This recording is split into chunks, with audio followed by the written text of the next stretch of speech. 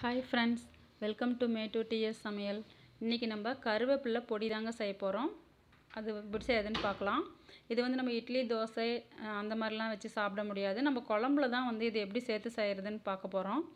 இந்த மாதிரி நம்ம கருவேப்பிலையை நான் 3 கட்டு கருவேப்பிலை எடுத்து நல்லா கழுவிட்டு க்ளீன் பண்ணிவிட்டு ஒரு துணி போட்டு நான் ஒரு 4-5 மணி நேரம் நான் ஃபேன் காற்றுல அப்படியே உணர்த்தி விட்டுட்டேங்க.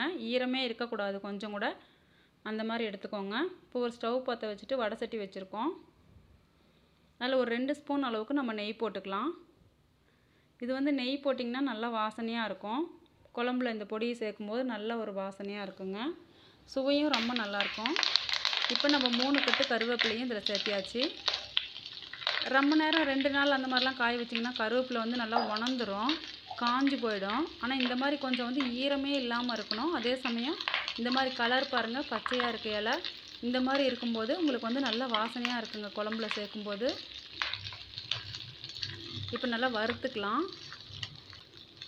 நல்லா மொறுமொறுன்னு ஆகிடுங்க இந்த இலை வறுத்து நம்ம எடுக்கும்போது. இப்படியே ஒரு 7-8 நிமிஷம் நம்ம ஸ்டவ்வை மீடியமாக வச்சுக்கோங்க. அப்படியே வறுத்து எடுத்துக்கலாம். நெய்யில் வறுத்துட்டு போடும்போது நம்ம புளிக்குழம்பு, சாம்பாருக்கு அந்த மாதிரிலாம் போட்டுக்கலாங்க. இது ரொம்ப ரொம்ப சுவையாகவும் இருக்கும், மணமாகவும் இருக்கும். இது மாதிரி நீங்கள் செஞ்சு பாருங்கள். அப்புறம் உங்களுக்கே நல்லா டேஸ்ட் பிடிக்கும்.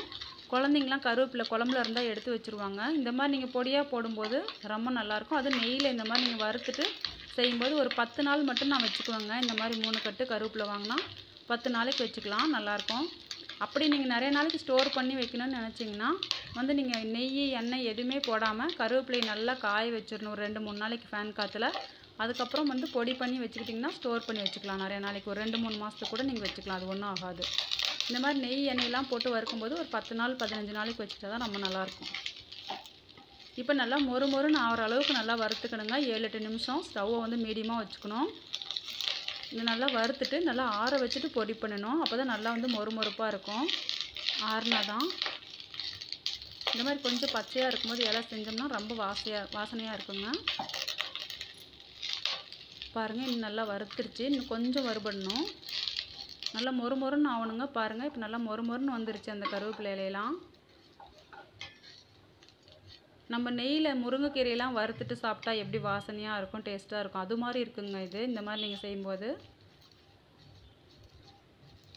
இது அப்படியே நம்ம ஆற வச்சிடலாம். நல்லா தனித்தனியாக எடுத்து விடணும். நல்லா மொறுமொறுன்னு இருக்குது. ஆற வச்சுட்டு இப்போ மிக்ஸி ஜாரில் சேர்த்துட்டு நல்லா பவுடர் பண்ணி எடுத்துகிட்டு வந்துடலாம்.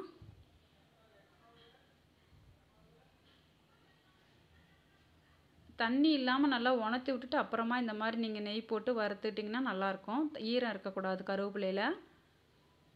கொஞ்சம் உணர்ந்துட்டா கூட பரவாயில்ல, ஈரம் இல்லாமல் எடுத்துக்கோங்க. இப்போ பவுடர் பண்ணிவிட்டு நம்ம எடுத்துகிட்டு வந்துடலாம். பாருங்கள், பவுடர் பண்ணியாச்சு. இப்போ இதில் நம்ம எதுவுமே சேர்க்க தேவையில்லைங்க. வெறும் இந்த கருவேப்பிலையும் நெய் மட்டும் இருந்தால் போதும். இதில் நம்ம கருவேப்பிலை பொடி இட்லி தோசைக்கு செய்கிறோம்ல, அந்த மாதிரிலாம் எதுவுமே நீங்கள் பருப்பு, மிளகாய் எதுவுமே சேர்க்க வேண்டாம். பாருங்கள், இவ்வளோ வந்திருக்கு. இது ஒரு 10 நாளைக்குள்ளே எனக்கு பார்த்திங்கன்னா தீந்துடும். குழம்புல போடும்போது ரொம்பவே நல்லாயிருக்கும். இது ரொம்ப சத்தாக இருக்கும் நம்மளுக்கு. இப்போ பாருங்கள், நான் வெங்காயம், பூண்டெல்லாம் போட்டுட்டு ஒரு புளிக்குழம்பு வச்சுருக்கேன். பாருங்கள், நம்ம பொடி பண்ணி வச்ச கருவேப்பிலை நெய்யில் பொடி பண்ணி வச்சோம்ல வறுத்துட்டு, அது ஒரு ஸ்பூன் நிறையாவே எடுத்து நான் இதில் போடுறேன். நம்ம குழம்பு எவ்வளோ வைக்கிறோமோ அதுக்கு தகுந்த மாதிரி நீங்கள் ஒரு டைம் நீங்கள் யூஸ் பண்ணி பார்த்தீங்கன்னா தெரியும். இப்போ குழம்பு நீங்கள் தாளித்து விட்ட உடனேவே நீங்கள் கொதிக்க ஆரம்பிக்கிறதில்ல, அப்போவே இதை போட்டுடலாம். ஏற்கனவே நெய்யில் வறுத்துருக்கோம். சேர்த்துட்டு நல்லா கலந்து விட்டுருங்க.